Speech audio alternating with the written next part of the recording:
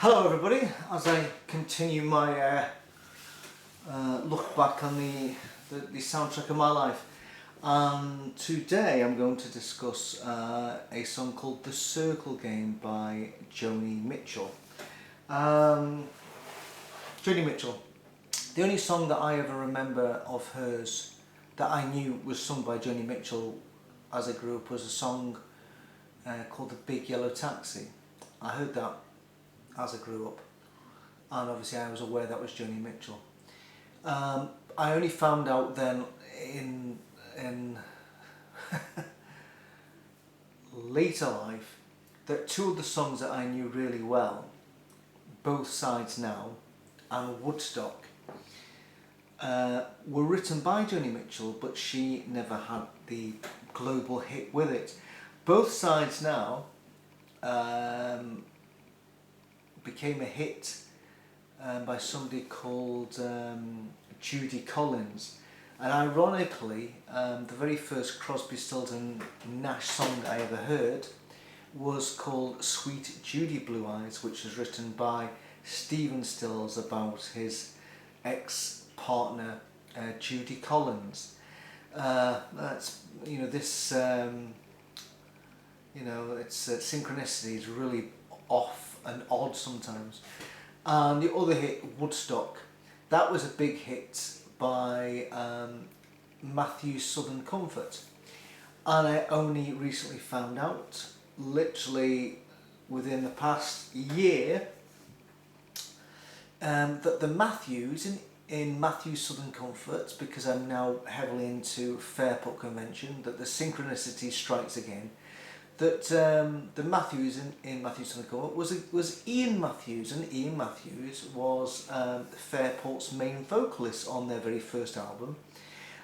Sandy joined the band on the second album, What We Did in Our Holidays, and he did joint vocals with Sandy, or harmonising the background. And then when the third album came out on Half Bricking, I think he realised that maybe it's time for him to leave, and he did leave after doing singing a Womp song, and then he formed Matthew Southern Comfort and had this global hit all over the world with Woodstock. Joni Mitchell never was at Woodstock, but she saw it on the TV, but she wrote about it. And of course Crosby, Stills and Nash did their version of it on their first debut album. But I actually prefer Matthew Southern Comfort version of it personally, and to just bizarrely to complete the circle of the circle game. When I was in Croppedy Festival in August, I saw Ian Matthews singing Woodstock along with Richard Thompson, who was part of Fairport Convention when he was in it and was in for 5 albums. And that was it. I didn't know any Joni Mitchell stuff apart from obviously Big Yellow Taxi. Now that was to change in the early 90s when I watched a TV series with my wife called The Wonder Years. The Wonder Years was a program set in sort of the suburbs in America in the late 60s, so it included what was going on during the time, as in Vietnam, and the assassinations of King and Kennedy and so forth. But the soundtrack was stunning, and I picked up so many songs from that series. In fact, the theme tune for The Wonder Years was Joe Cocker doing A Little Help With My Friends. And the synchronicity on that particular track I'll come back to another time. By now we had a video recorder. It used to be on a Sunday afternoon, which meant that we usually missed it because we were out chapping doors. So we taped it, and the good thing about now having a video recorder, we were able to play back the episode. And then when they showed the song credits afterwards to see who sung particular songs. And I'm sure the Circle Game came up. I don't know if it was Joni Mitchell's version because other people did cover versions of it, but certainly that's when I realised that Joni Mitchell sang or wrote the Circle Game. Around about the same time, there was a TV series called Sounds of the 60s. The drummer out of the Dave Clark 5, I think his name is actually Dave Clark, funny enough, he sort of bought all the sort of BBC footage of the stuff they'd recorded in the 60s and then started to produce the show called The Sound of the 60s. And bizarrely enough had the Dave Clark 5 in every episode. I think they appeared more than the Beatles, trying to, you know, sort of give the Dave Clark 5 a sort of a bigger presence in the 60s than actually it was merited, to be honest with you. But there's one particular show which actually just did with singer-songwriters, and Joni Mitchell was one of these episodes playing solo, and I just thought, oh my god. And I thought at that time I need to buy some Joni Mitchell stuff. By this time, vinyl was out and cassettes was in. Cassettes was great because you could therefore, when you were in a car, I didn't have a car at that time, you could actually play music in it, in cassettes.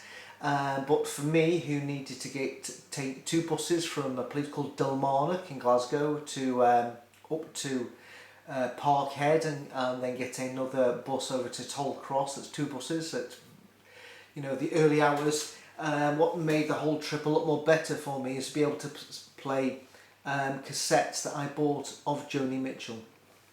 I bought I think 6 albums on the trot, 6 cassette albums on the trot, and of course when I listened to Joni Mitchell, it was like being transported from a cold, wet Glasgow to, you know, to California, or, you know, where it just seemed a completely different world to me.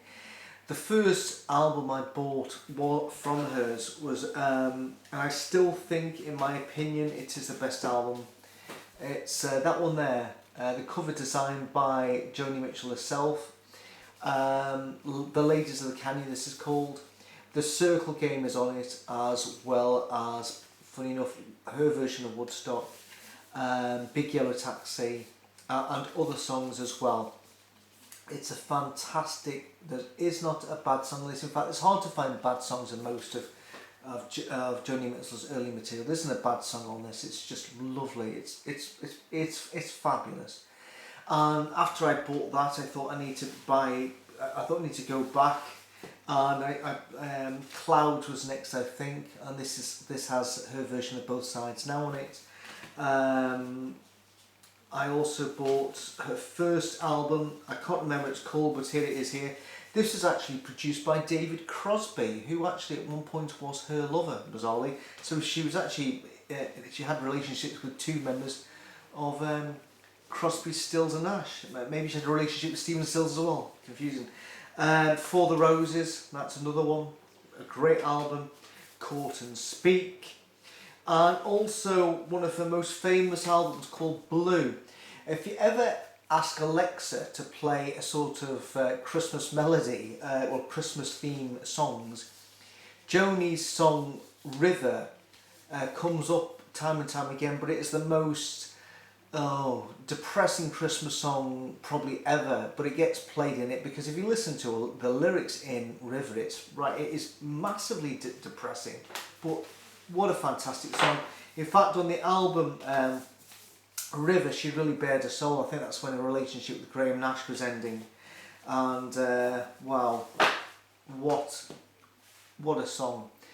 And I bought those, I played them again and again and again. I really fell in love with the music of Joni Mitchell.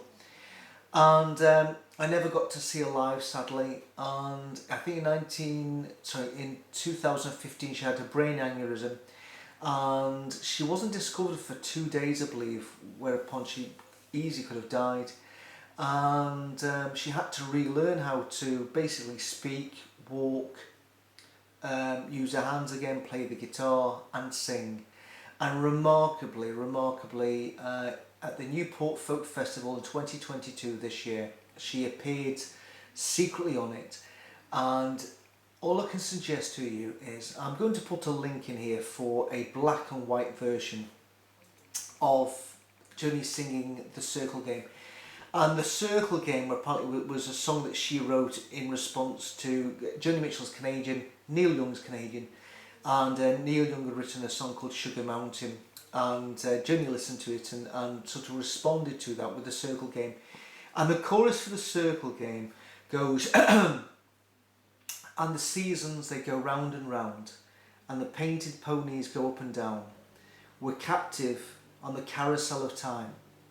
We can't return, we can only look behind from where we came and go round and round and round in the Circle Game. It's just, what a wonderful chorus. If you stream it through Alexa, you get all the backing vocals doing it, or you can watch the black and white clip I put.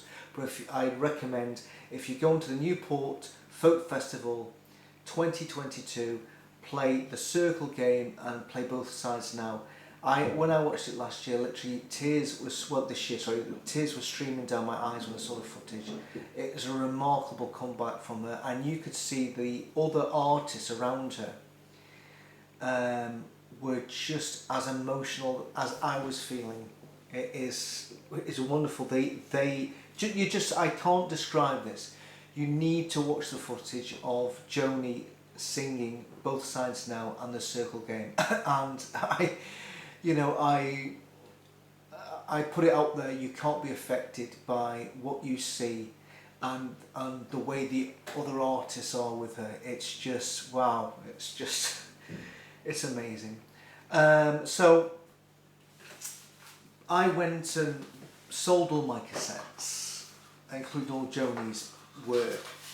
However, I was delighted that I was able to buy a wonderful box set featuring those, I believe, 6 albums there, and including a further journeys into jazz. There's another 4 albums here, and they came in a box set here which I bought from Amazon called Joni Mitchell, the studio albums 68 to 79. That I think cost about 20 quid or 24 quid. Honestly, for what? About 10 albums, 24 quid. From probably the greatest female singer-songwriter that we'll ever see. This is a bargain. So I recommend this purchase to those who would be interested to listen to more of Joni, and click onto the link or ask Alexa to play the Circle Game. It's a wonderful song, and when you know that chorus, you just can't help but sing it every time. And yeah, good times, good times. Anyway, I leave that choice with you, and hopefully you'll take me up on it. See you again. Bye bye.